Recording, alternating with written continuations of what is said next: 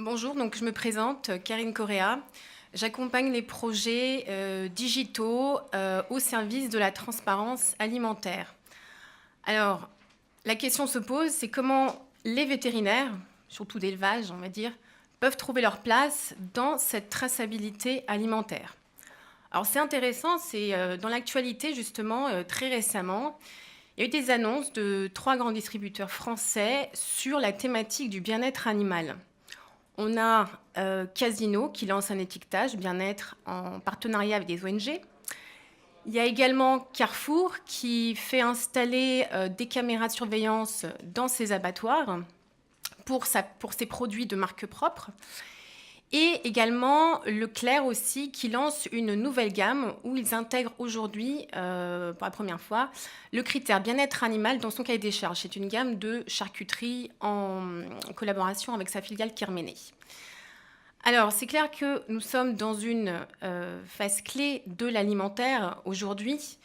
Et comme le dirait le cabinet XTC World, c'est un cabinet qui étudie les tendances alimentaires.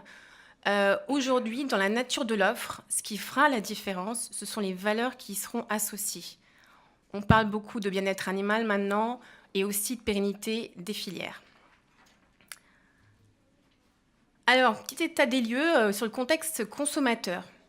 Alors déjà, il faut se dire qu'avec tout ce qui est tous les scandales alimentaires, leur médiatisation, des contenus qui sont sur le net, voilà, des vidéos d'abattoirs, des témoignages, il y a une réelle méfiance du consommateur en général qui se pose vraiment ce qu'il y a dans l'assiette. Et puis aussi, forcément, la digitalisation de la société. Donc aujourd'hui, si on veut, on peut gérer nos vies à partir d'un smartphone, si on le souhaite.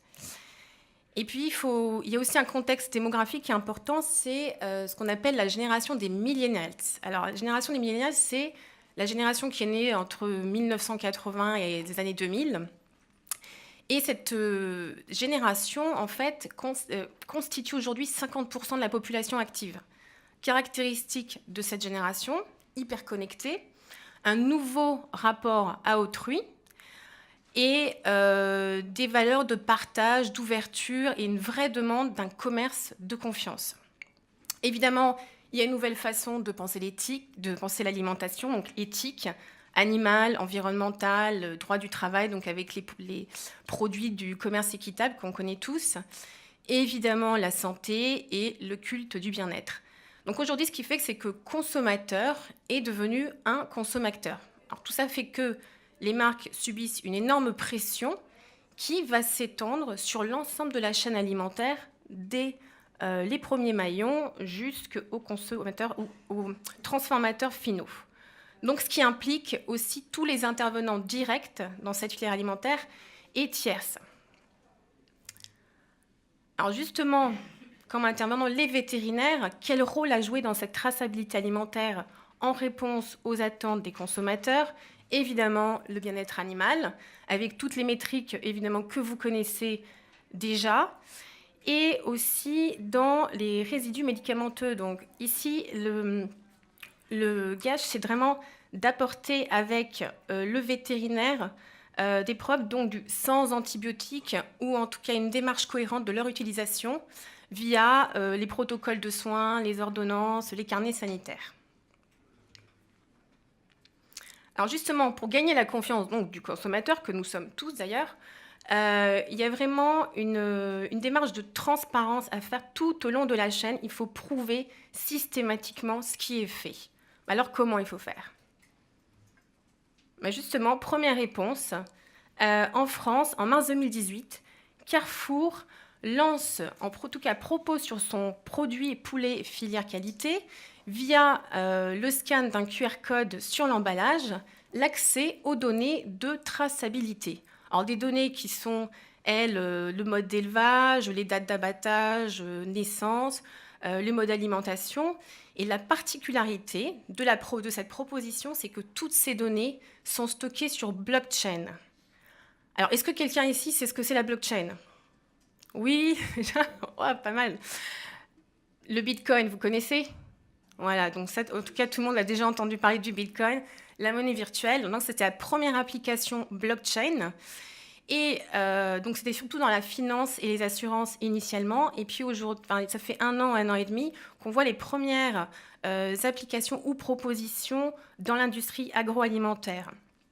Donc, là, la blockchain, alors ce que c'est un registre de données qui va être partagé et qui est sécurisé, donc qui est infalsifiable.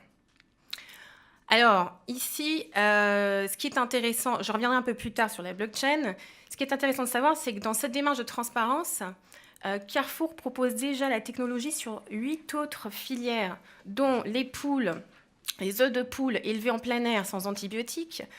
Il y aura le lait frais microfiltré sans OGM et des animaux en élevage, en pâturage au moins 6 mois, et d'autres produits aussi. À plus long terme, ils comptent carrément instaurer cela dans quasiment toute leur filière qualité, ce qui implique 18 000 producteurs. Dans le même registre, deuxième lancement en France, juin 2018. Donc, j'ai participé non seulement à la création de la marque et aussi à la mise en place de la solution blockchain en partenariat avec IBM. C'est pour une marque de producteurs, donc Juste et Vendéen, qui assurent leur juste rémunération et qui propose aussi l'accès aux données stockées sur blockchain, sur la traçabilité donc, de leur lait. Alors vous dites, alors comment trouver votre place avec les outils digitaux pour attester les suivis sanitaires, le bien-être animal, de l'élevage jusqu'à l'abattoir? Alors déjà, il y a 3 outils de choc, si je peux dire, dans la traçabilité alimentaire. Numéro 1, les IoT, on en parle depuis ce matin. Donc les IoT, c'est le Internet of Things, donc l'Internet des objets, donc tous les capteurs RFID, les robots, tous les objets qui permettent de récolter des données de terrain. Et en fait, leur rôle, ils ont un rôle primordial, c'est d'assurer déjà la véracité de l'information, quand évidemment les objets connectés sont fiables, et puis aussi de transmettre quasiment en temps réel les données. Donc, toutes ces données-là, numériques, ces preuves numériques, plus les données issues des systèmes informatiques des acteurs de la filière, plus des données, par exemple, issues de vous, de preuves déclaratives, peuvent être stockées dans cette blockchain, donc outil de choc numéro 2. Cette blockchain, donc on y revient, c'est un registre partagé et sécurisé qui va garantir systématiquement les informations tout au long de la filière en temps réel. Donc, c'est en fait sa réelle valeur ajoutée, c'est de fournir une transparence entre tous les maillons qui pourra aller jusqu'au consommateur qui aura accès aux informations que la marque voudra bien aussi lui montrer. Alors, petit focus plus particulièrement sur vétérinaires éleveurs. Donc, outil de choc numéro 3, les plateformes de monitoring qui permettent le suivi des élevages. Donc, c'est des outils de partage d'informations pour la conduite et les prises de décision. Et le rôle donc, du vétérinaire, ici, via ces outils, ça va être vraiment d'être l'apporteur de preuves. Par exemple, pour les données traitement antibiotique, par exemple, ça sera via l'émission des ordonnances. Et par exemple, pour les données bien-être animal, ça pourra être des attestations, par exemple, de formation sur le bien-être animal comme action préventive et corrective. Donc aujourd'hui, ce qui se passe, c'est que, comme on l'a déjà vu, il y a encore peu de logiciels qui font le lien, en tout cas, enfin, qui sont connectés entre les logiciels vétérinaires et les plateformes, les données d'éleveurs. Donc, il y a des choses à faire évoluer dans ce sens-là. À titre indicatif, j'indique 2 outils. Ils méritent d'être creusés. Donc, un, c'est la plateforme. Donc, j'ai ici un print screen de la plateforme d'Applifarm. Alors, Applifarm, c'est une start-up qui date d'il y a un an et demi environ, et qui propose plutôt des outils assez intéressants. Ils sont donc des outils d'échange, de valorisation et de traçabilité des données d'élevage. Et en l'occurrence, ici, c'est basé sur une attribution de score par les auditeurs, donc sur plusieurs critères, donc ici, le bien-être animal. Je cite également aussi un outil qui est assez sympathique, qui en fait a été dessiné par les vétérinaires Alors, eux, ils sont ici dans le salon, donc je vous propose ces Farmville systèmes de vétoquinol. Allez les voir et essayez de regarder voilà, si ça vous plaît. En tout cas, c'est intéressant de creuser.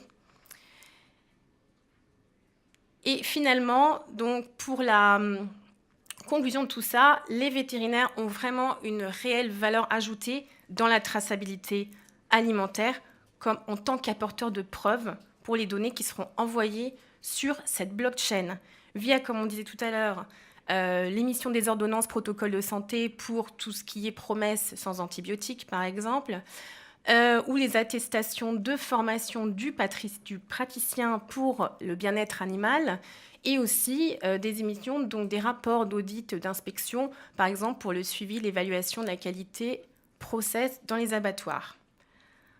Enfin, maintenant que le cadre est posé, que faut-il faire? Faut-il faire comme toute transformation digitale? Il faut évidemment coopérer. Ça, c'est le facteur numéro 1. C'est obligé. C'est collaborer déjà entre vétérinaires, former des structures.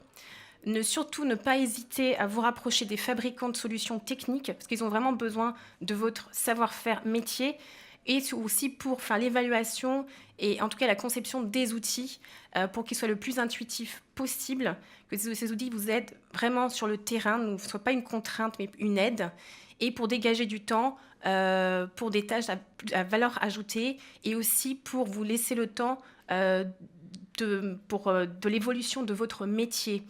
Il y a une vraie, il faut vraiment faire ça et puis aussi voir auprès d'eux justement une création de plus de passerelles entre logiciels qui existent déjà pour les vétérinaires et les plateformes de données éleveurs. Il en manque vraiment. Et aller dans les salons, dans des journées comme ça, c'est exactement ce qu'il faut faire.